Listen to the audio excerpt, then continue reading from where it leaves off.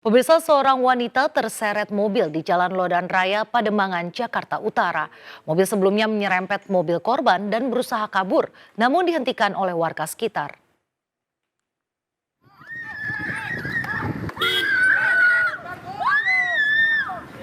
Seorang wanita histeris saat berupaya menghentikan laju sebuah minibus di Jalan Lodan Raya, Pademangan, Jakarta Utara.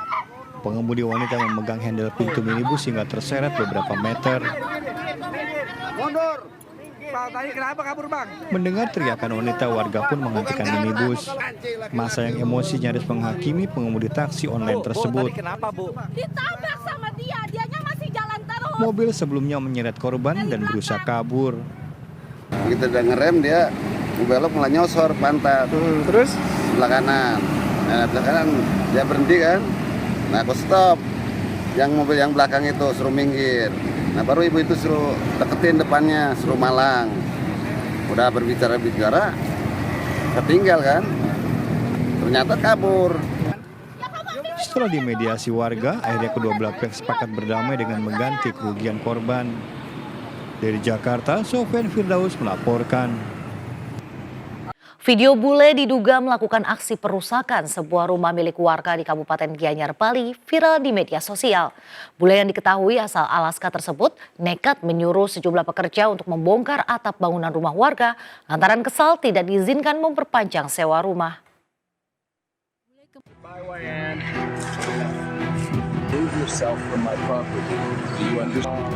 Ini kan kemarin sewa pinjam saya belum nekan ikut dia yang kepercayaan itu. Goodbye, Wayan. Bule kembali berulah di Pulau Dewata. Kali ini bule berulah membuat jengkel pemilik rumah di Desa Tampak Siring, Kabupaten Gianyar, Bali. Diketahui awalnya bule asal Alaska ini mengontrak rumah milik Iwayan Darta selama 10 tahun sejak 25 Juni 2014 lalu. Namun karena kesal tidak diberikan izin memperpanjang kontrak, bule tersebut nekat menyuruh sejumlah pekerja untuk membongkar rumah milik Iwayan. Iwayan Darta pemilik rumah baru mengetahui kejadian tersebut keesokan harinya pada Minggu pagi. Iwayan mengaku kaget melihat bangunan rumah miliknya tiba-tiba dibongkar tanpa izin darinya. Iwayan pun langsung melaporkan kejadian tersebut ke pihak kepolisian. Kan tidak sengaja saya mau memanen padi saya di sana. Saya mau ambil keranjang, saya lihat ke barat, kok ada banyak suara gitu ya. Saya lihat tuh genteng, preman-preman itu sedang menghancurkan rumah saya. Saya peringatkan, dia diam. Karena dia diam, karena ada saya kan kuat, keras. Diam dia. Saya calling polisi Polsek Tapasirit. Kini Iwayan Darta sebagai pemilik rumah meminta ganti rugi atas aksi nekat bule tersebut. Pasalnya, rumah tersebut dibangun Iwayan bertahap selama bertahun-tahun. Dari Gianyar, Bali, Ketut Catur Kusumaningrat, iNews melaporkan. Pemirsa, Jakarta Fair 2024 di Kemayoran, Jakarta Pusat kembali jadi pilihan warga berlibur di momen libur sekolah. Selain bisa puas berwisata kuliner, banjir diskon berbagai produk UMKM juga menjadi daya tarik para pengunjung. Dan berikut laporan Syahreza Zanski serta juru kamera Jaka Samsa. Pemirsa, Jakarta Fair 2024 kembali menjadi destinasi favorit bagi masyarakat untuk menghabiskan waktu liburannya pada akhir pekan kali ini. Dan seperti yang bisa Anda lihat di layar kaca, ini tampak banyak masyarakat yang mengunjungi berbagai booth. Mulai dari berbagai booth kuliner, furniture, kecantikan, dan lain sebagainya untuk berburu produk-produk yang tengah diskon pada malam ini. Dan untuk mengetahui bagaimana keseruan yang dialami oleh para pengunjung kali ini, saya akan mengajak Anda untuk berbincang dengan salah satu pengunjung. Selamat malam, Kakak. Selamat malam. Dengan Kakak siapa sebelumnya? Dengan Fani. Fani. Oke, Kak Fani sudah datang dari jam berapa? Dari jam 5 sore. Dari jam 5 sore. Ini datang sama siapa aja nih? Sama suami, anak, dan keluarga. Oke, Kak Fani tadi sudah berburu produk yang macam-macam nggak sih? Kan ada diskon di malam ini. Mungkin produk apa aja yang udah dibeli? Skincare, terus sama makanan sih. Oke, Kak Fani sebelumnya pernah ke Jakarta Fair ya? Hampir tiap tahun. Dan apa sih yang membedakan tahun ini dan tahun sebelumnya? Karena 2020 itu saat kena pandemi COVID, mungkin 3 tahun yang lalu itu lebih rame, cuman nggak terlalu meriah dari tahun ini. Dan sejauh ini berarti meriah sekali ya? Iya, betul. Dengan siapa sebelumnya? Fani. Fani, terima kasih atas waktunya. Iya. Ya pemirsa, itulah tadi perbincangan dengan salah satu pengunjung. Memang Jakarta Fair lagi-lagi menjadi destinasi favorit bagi para masyarakat lantaran banyak sekali produk-produk yang ditawarkan begitu. Dan juga ada berbagai konser yang begitu menarik pada setiap event selanjutnya. Dari Jakarta, saya Reza Zanski, Zaka Samsa, iNews melaporkan. Pemirsa, di momen libur sekolah, Taman Marga Satwa Ragunan ramai dipadati pengunjung sejak Minggu pagi. Pengunjung didominasi keluarga yang membawa buah hati tercinta. Dan berikut laporan Dilami Aulia serta juru kamera Tri Julianti. Pemirsa, Taman Marga Satwa Ragunan masih menjadi destinasi favorit bagi masyarakat dan juga Jakarta sekitarnya untuk menghabiskan masa liburan akhir pekan dan juga momen libur sekolah. Di sini terpantau dari pagi hari sudah banyak sekali masyarakat dari berbagai kalangan, baik anak-anak maupun dewasa yang antusias untuk melihat berbagai koleksi satwa yang ada di Ragunan. Tapi saya penasaran, kalau yang lain lihat koleksi satwa ini ada di masyarakat yang malah berpiknik dan duduk di bawah pepohonan rindang. Langsung saja kita wawancara. Halo kakak. Halo, ini dengan Kak siapa dan dari mana? Dari Alifa, dari Tegal. Oke. Wah, dari Tegal jauh ini sengaja memang menghabiskan waktu liburan atau gimana nih Kak? Iya, kemarin emang pengen ke Jakarta, pengen liburan juga, ketemu sama teman-teman lama di sini. Oke. Ini kan yang lain konsepnya melihat satwa. Kok kakak malah duduk berpiknik di sini di bawah pepohonan rindang? Ngaso Kak, kan tadi udah terus akhirnya kan bawa makanan juga nih, jadi sambil makan-makan gitu, anaknya juga bisa sambil makan gitu.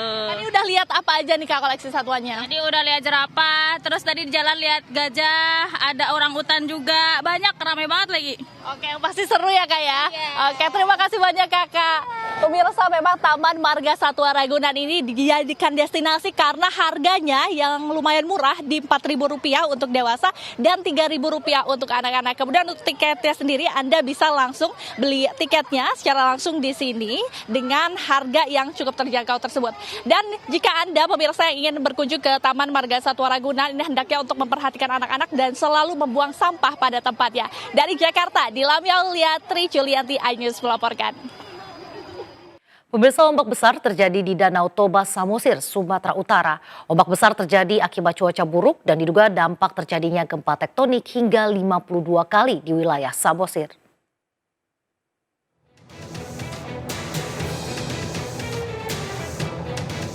Sebuah kapal feri menerjang tingginya ombak saat menyeberang di kawasan perairan Danau Toba, Sumatera Utara.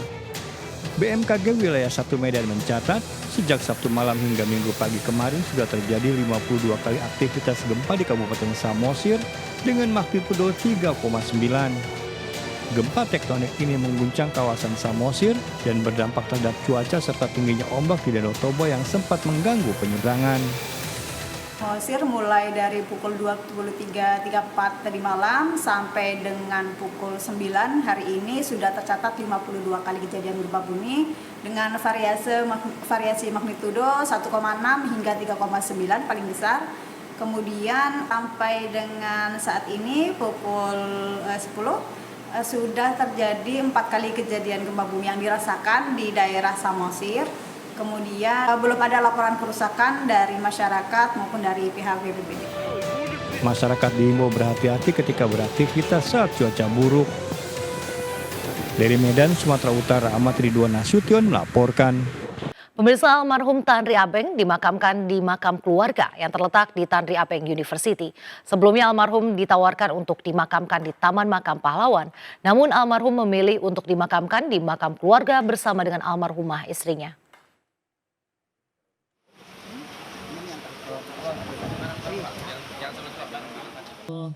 Mantan Menteri Pemberdayaan BUMN Tanri Abeng meninggal dunia Minggu dini hari.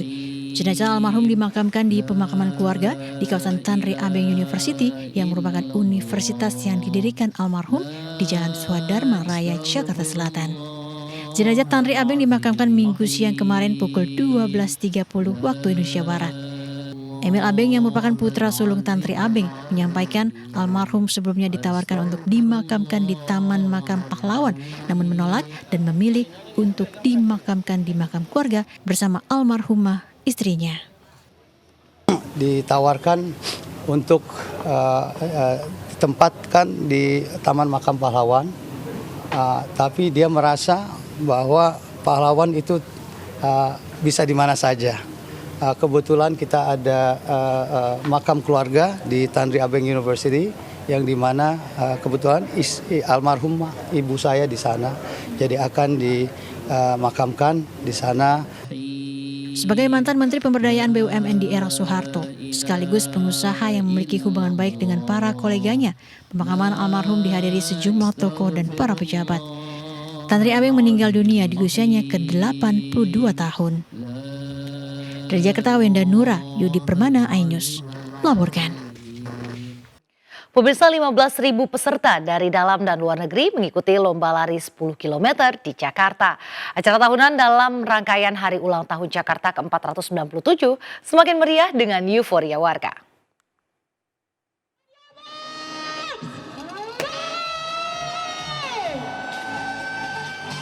Bertempat di Silang Barat Daya Monas, 15.000 peserta dari dalam dan luar negeri mengikuti lomba lari Jakarta 10 km. Tercatat 232 peserta merupakan pelari asing dari 32 negara. Ajang Jakarta 10 km ini juga dimanfaatkan komunitas Abang None Jakarta dengan mempromosikan pariwisata olahraga di Indonesia.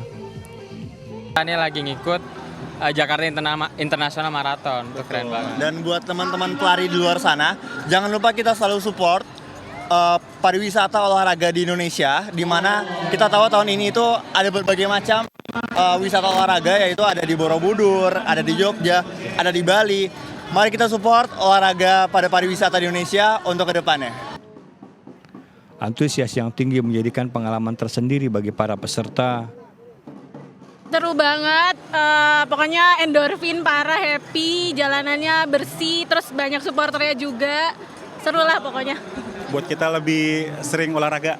Buat Nah, emang biasa ikut kompetisi lari ya? Biasanya sih ikut yang 5K, baru kali ini yang cobain yang 10. Aku baru kali ini cobanya. Acara tahunan dalam memperingati ulang tahun Jakarta ke-497 ini finish di kawasan Stadion Utama Gelora Bung Karno. Dari Jakarta, Jen Cahyani, Rama Romadona, dan Yudi Richard melaporkan. Pemirsa, hobi memelihara satwa bisa menghasilkan cuan, asal sabar dan juga telaten. Seperti yang dijalani seorang anggota polisi ini yang membudidayakan kucing Bengal di Kota Pasuruan, Jawa Timur.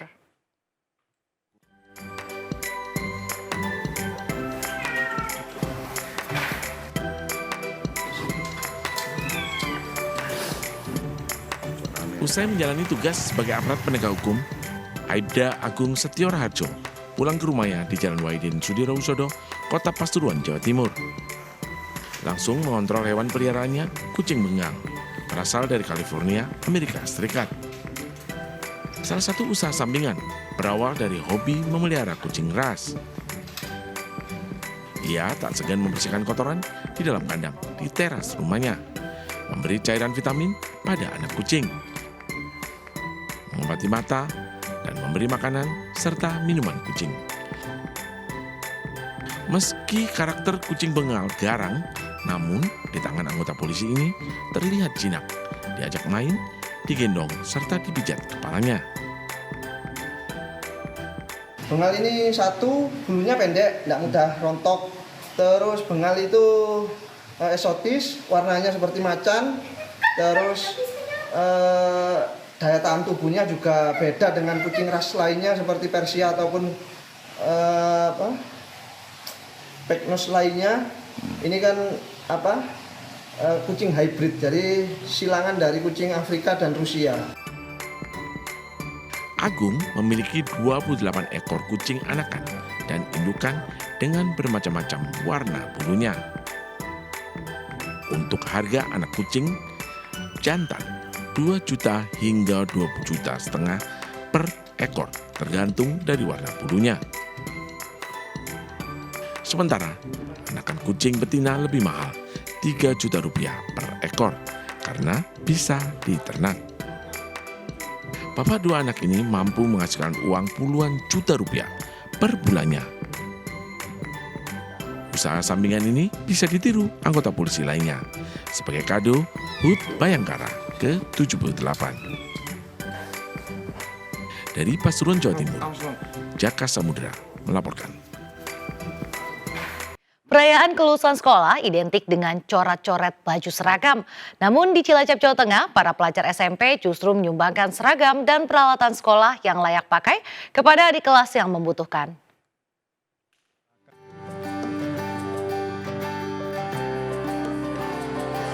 Ratusan siswa kelas 9 SMP Muhammadiyah 1 Cilacap, Jawa Tengah mengumpulkan seragam dan peralatan sekolah yang sudah tak terpakai.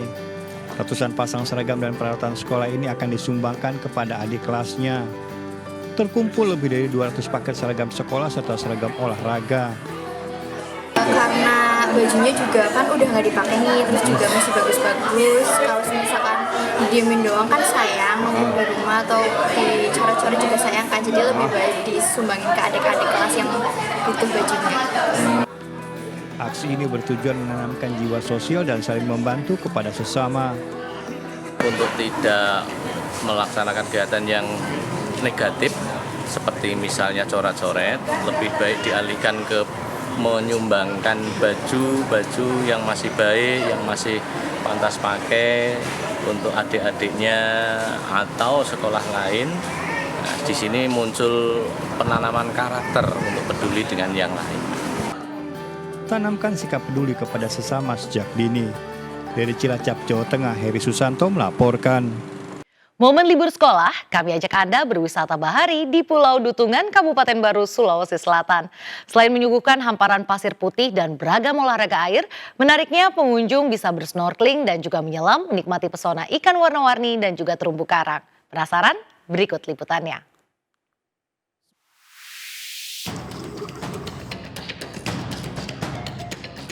Kota Makassar tak hanya terkenal dengan kulinernya yang lezat, tetapi juga menawarkan destinasi wisata alam yang menakjubkan. Ya, salah satunya Pulau Dutungan, sebuah pulau eksotis yang menjanjikan pengalaman liburan yang tak terlupakan. Pulau Dutungan menyimpan beragam keindahan alam yang sayang untuk dilewatkan. Menariknya, pulau ini juga menawarkan sejumlah aktivitas wisata menarik. Mulai dari olahraga air jet ski, hingga menyelam melihat langsung panorama bawah laut. Tanya itu pengunjung juga bisa menginap di tempat yang telah disediakan. Ya, wisata bahari Pulau Dutungan yang terletak 132 km dari kota Makassar bisa ditempuh selama 3 jam dari Makassar. Ya, Anda pun bisa menuju ke Pulau Dutungan melalui dermaga yang berada di Desa Cilelang, Kecamatan Malu Setasi, Kabupaten Baru. Sementara perjalanan dari dermaga menuju Pulau Dutungan hanya butuh waktu 5 menit. Hanya dengan merogoh kocek Rp50.000, Anda pun bisa menyewa perahu pulang pergi dan masuk ke wilayah Pulau Dutungan. Selain menyuguhkan hamparan pasir putih dengan suasana yang sejuk, pengunjung juga bisa bersantai di bawah rindangnya pohon kelapa sambil melihat keindahan birunya samudera. Terlebih tempat ini banyak memiliki spot cantik yang bisa menambah koleksi dokumentasi Anda. Juga lumayan bagus. Ya, kalau di Pulau Dutungan ini Bu, apa saja sih yang bisa dilakukan? Ya bisa berenang, anak-anak bisa main, bisa istirahat di sini, bisa makan bareng sama keluarga, ngumpul bareng gitu sih. Oh, di sini kita juga bisa olahraga air, Mas. Ada jet ski, ada banana boat, ada kegiatan-kegiatan air lainnya dan banyak terumbu karang yang bisa kita lihat di permukaan air, Mas.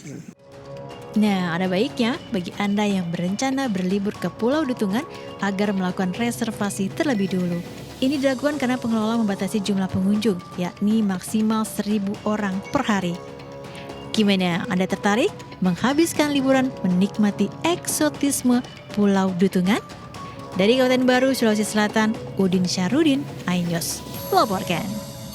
Pemirsa, ada yang baru di Kebun Binatang Surabaya, Jawa Timur. Kali ini bertambah koleksi satwa asal Amerika Selatan, yaitu hewan pengerat terbesar di dunia dan sempat viral di internet, kapibara. Seperti apa satwa menggemaskan ini?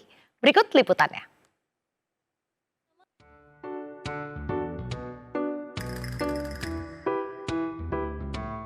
Inilah satwa koleksi baru dari Kebun Binatang Surabaya, yakni kapibara.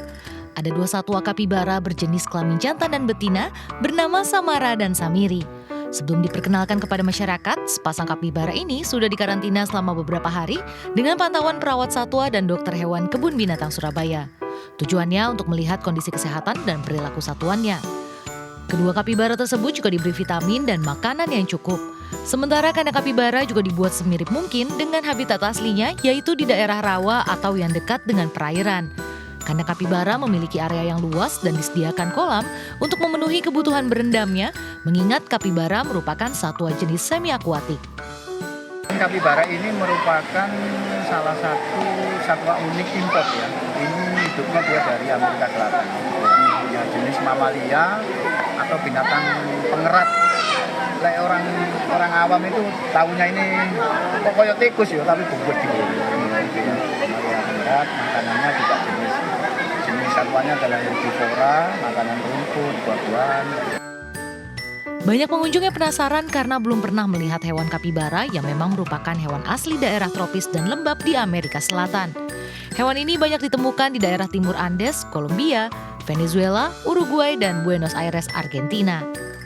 Hanya excited banget sih pas tahu kapibara di KBS ini gitu. Ya seneng banget sih. Kalau bisa boleh megang, ya pengen megang banget nih.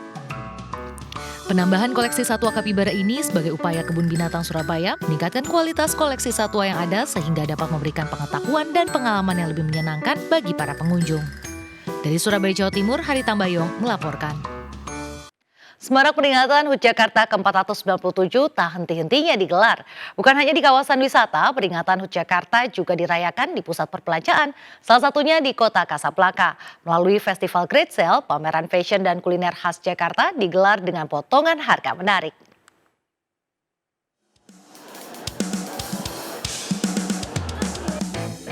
Puluhan tenan fashion dan kuliner menghiasi lantai dasar Mall Kota Kasablanka, Jakarta dalam Festival Great Sale. Festival dibagi menjadi dua, yakni sektor fashion dan kuliner. Di kategori fashion, beragam pakaian batik, kebaya, aksesoris, hingga kerjaan tangan produksi UMKM warga Jakarta dipamerkan dengan harga mulai dari ratusan ribu hingga jutaan rupiah. Menariknya, pengunjung juga dapat membeli dengan mendapatkan potongan harga selama pameran berlangsung. Sementara untuk kategori kuliner, tersedia beragam jajanan tradisional mulai dari kue cubit, kue rangi pancong, kerak telur, hingga asinan. Jajanan tradisional ini menjadi daya tarik tersendiri bagi para pengunjung untuk bernostalgia mencoba beragam kuliner tempo dulu. Tadi ngelihat jajanan banyak, jadi banyak jajanan masa kecil juga, jadi kita coba kue cubit tadi. Karena di zaman SD sih dulu sering beli kue cubit, sekarang udah jarang lihat di sekitaran kantor juga jarang, jadi mumpung lagi di sini. Semoga sih masih kayak gini gitu Kak, masih tambah rame lagi, tambah mewah lagi, tambah ada acara-acara lagi di bawah event kayak gitu sih Kak. Pengennya sih kayak buka acara lagi kayak gitu biar kita juga bisa ikut lagi buat kedepannya gitu. Festival ini dibuka pukul 10 pagi hingga 10 malam dan berlangsung sejak 17 Juni hingga 30 Juni mendatang. Nah, selain untuk menyemarakan peringatan HUT ke-497 Jakarta, pameran ini juga untuk membantu pelaku UMKM mempromosikan produknya. Dari Jakarta, Galuh Pandu, Laksana Tiara, iNews, melaporkan. Pemirsa, lanting, cemilan yang gurih dan renyah pasti sudah tidak asing bagi Anda yang tinggal di Kabupaten Kebumen dan juga di Jawa Tengah. Meskipun hanya terbuat dari singkong dengan bumbu dapur seadanya, lanting sendiri dijadikan sebagai oleh-oleh khas Kebumen.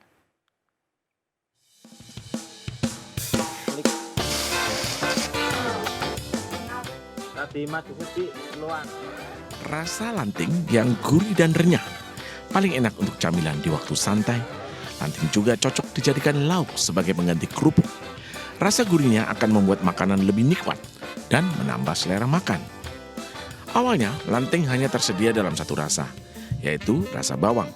Kini sudah ada rasa pedas, keju, dan rasa jagung bakar yang gurih dan enak. Cara membuatnya cukup sederhana. Lanting dibuat dari singkong yang dikukus. Kemudian dihaluskan, diberi bumbu bawang putih, ketumbar, dan garam. Dibentuk menjadi angka 8 atau bulat. Selanjutnya, menjemur lanting di bawah sinar matahari sampai kering. Kurang lebih 1 hari.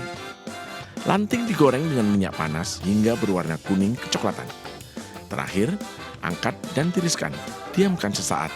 Lalu taruh dalam toples atau plastik agar lanting tidak melempem. Bu, menurut Ibu rasa lanting Ponorogo ini seperti apa? Ya enak, gurih, renyah, empuk. Ibu sering beli Bu? Sering. Belinya di mana ini Bu? Ini dekat pasar Karangcangkring. Tempat Bapak Sutino. Bahannya apa saja sih Pak untuk membuat keranting Pak? Singkong. Singkong dan apa? Singkong sama garam bawang putih. Susah nggak Pak untuk bikinnya Pak? Enggak. Nggak ya? Iya. Pak, dalam sehari ini Bapak bisa bikin berapa?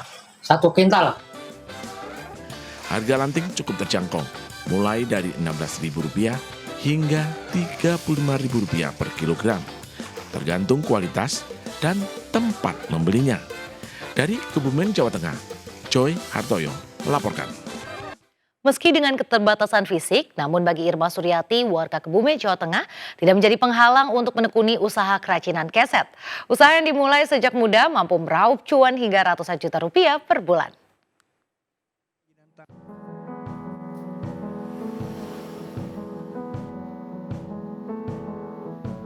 Irma Suryati selalu memeriksa secara teliti hasil jahitan pegawainya sesama difabel berupa kerajinan tangan mulai dari keset hingga handicraft lainnya. Bersama suaminya, Irma Suryani telah merintis usaha kerajinan tangan sejak tahun 2002 silam. Hasil karyanya tak hanya dijual di wilayah Kebumen, Jawa Tengah namun juga merambah ke Jakarta. Dengan memanfaatkan limbah kain perca, Irma mampu meraup untung hingga ratusan juta rupiah. Namun usahanya pernah hancur tahun 2005 akibat kiosnya di Pasar Karangjati terbakar.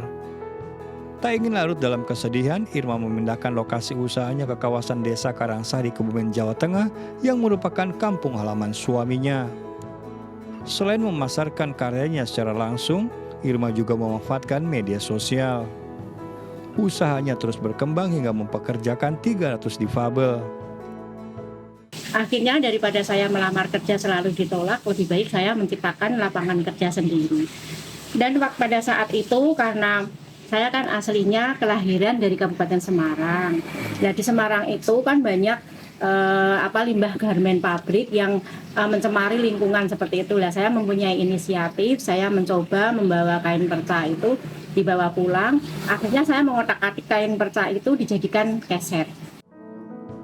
Sejak kecil, Irma sudah menyandang cacat fisik akibat virus polio. Saat mencari kesembuhan di Rumah Sakit Ortopedi Solo, Irma bertemu dengan Agus Prianto yang juga penyandang difabel dan kelak menjadi suaminya. Yang kreatif untuk membuat kita untuk maju, dan pada umumnya untuk masyarakat umum itu mempunyai keterampilan dengan belajar dengan Bu Irma. Keterbatasan fisik tidak menjadi penghalang untuk peraih cuan bahkan membuka lapangan pekerjaan. Dari Kebumen, Jawa Tengah, Joy Hartoyo melaporkan. Sebagai bentuk dukungan olahraga otomotif nasional, Pertamina akan menggelar Pertamax Turbo Drag Fest 2024. Acara yang akan berlangsung bulan Juli hingga Agustus mendatang, sekaligus sebagai ajang pembuktian kualitas Pertamax Turbo.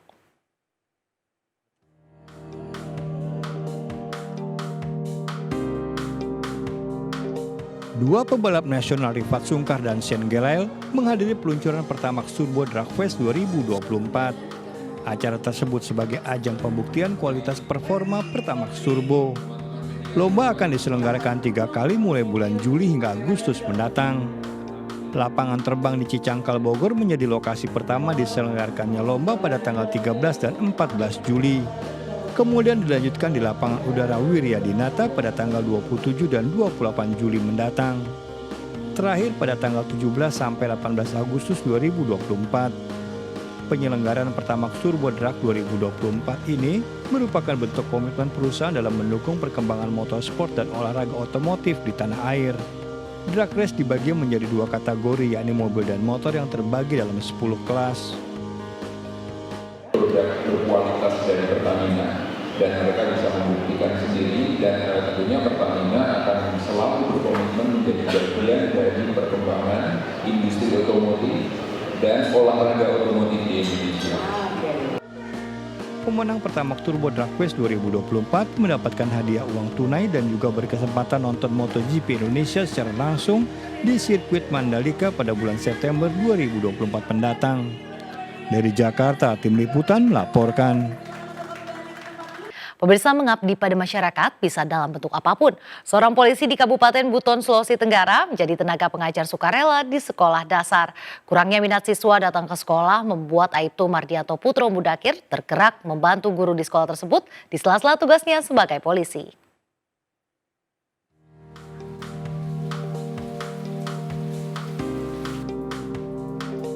Inilah Aibtu Mardianto Putro Mudakir yang merupakan anggota kepolisian Polres Buton yang berdinas di Polsek Lasamilus sebagai Kanit Bimas. Yang menjadi tenaga pengajar sukarela untuk anak sekolah dasar di pelosok di Kampung Nelayan Bajau, Kabupaten Buton, Sulawesi Tenggara. Hal ini dilakukan karena merasa prihatin dengan kondisi pendidikan masyarakat di Kampung Nelayan Bajau yang masih banyak buta huruf, khususnya anak-anak. Untuk pergi ke sekolah saja, anak-anak harus dijemput satu persatu di rumahnya karena kurangnya perhatian dari orang tua tentang pentingnya pendidikan. Aibtu Mardianto mengajar di Sekolah Dasar Negeri 120 Satu Atap di Kampung Nelayan Terapung ini 3-4 kali pertemuan dalam seminggu. Dengan penuh semangat dan dedikasi tinggi, Aibtu Mardianto menjemput satu persatu siswa di rumahnya menuju ke sekolah, kemudian mengajarkan baca tulis. Iya, memang karena pemahaman tentang pendidikan ini di tempat kami ini masih sangat kurang. Juga dari orang tua yang belum sepenuhnya memahami akan pentingnya pendidikan bagi anak. Terkadang untuk meningkatkan antusiasme siswa ke sekolah, Aibtu Mardianto kerap memberikan hadiah kepada para siswa seperti makan dan juga alat tulis. Ia juga kerap mengajak para siswa jalan-jalan ke kota di akhir pekan. Kehadirannya membawa perubahan terhadap sekolah yang tadinya anak-anak malas datang, kini mereka antusias datang tepat waktu dan mengikuti kegiatan belajar mengajar. Sinergikan hal ini pendidikan karena kami guru keadaan terbatas, apalagi ini daerah terpencil Pak. Jadi saya kemarin lapor ke Kapolsek, secara kebetulan Bapak ini yang punya peduli dengan ini, sehingga alhamdulillah pada hari ini beliau sekitar 1 tahun ini bersama kami. Dan saya memang dengan beliau itu ucapan terima kasih banyak.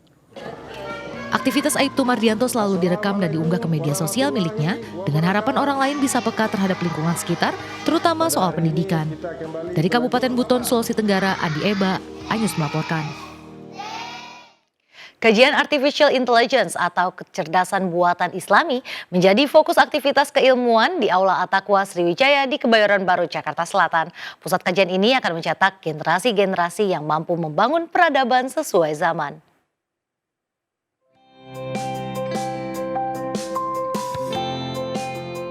Masjid At-Taqwa yang berada di kawasan Kebayoran Baru, Jakarta Selatan kini memiliki sebuah aula. Aula yang diberi nama At-Taqwa Sriwijaya ini resmi dibuka oleh Wakil Presiden Indonesia, Ma'ruf Amin, didampingi Menteri Pariwisata dan Ekonomi Kreatif Sandiaga Uno. Selain tempat beribadah, Aula At-Taqwa ini juga disiapkan sebagai pusat kajian Artificial Intelligence atau kecerdasan buatan Islami serta membangun peradaban sesuai perkembangan zaman. Dan kita harapkan bahwa masjid itu bukan hanya tempat sujud, tempat ibadah, tapi juga tempat pembinaan dalam arti yang lebih luas. Jadi masjid menjadi pusat pembangunan umat, ya, dalam pemberdayaan umat dan juga pemantapan imannya. Aula At-Taqwa yang baru saja diresmikan ini digunakan sebaik-baiknya untuk kegiatan baik kegiatan peribadahan maupun juga kegiatan yang membangun peradaban yang juga kekinian. Salah satu inovasi yang akan dilakukan di sini adalah pusat kajian Artificial Intelligence Islami. Kehadiran aula juga dapat menjadi sarana untuk menggaungkan narasi perdamaian, pemberdayaan umat serta membangun peradaban. Dari Jakarta, Fakih Satrio, iNews melaporkan. Pemberdayaan UMKM akan masuk dalam program kerja tahun 2024 Relawan Perempuan dan Anak Partai Perindo. Program ini dibahas dalam rapat konsolidasi dan evaluasi serta rancangan kinerja tahun 2024 di Jakarta.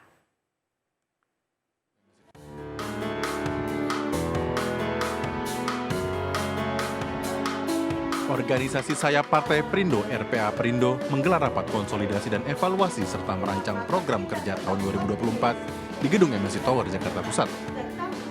Selain perlindungan dan pendampingan terhadap perempuan dan anak, RPA Perindo membahas penambahan program kerja baru.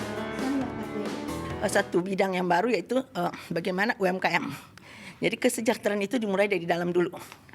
Dari kader-kader Partai Perindo, ketika mereka sejahtera, pasti mereka akan juga bisa mensejahterakan orang lain. Bagaimana kita berbicara tentang mensejahterakan orang lain kalau kita sendiri tidak sejahtera? Ada 3 program yang ditanamkan oleh Pak Hari.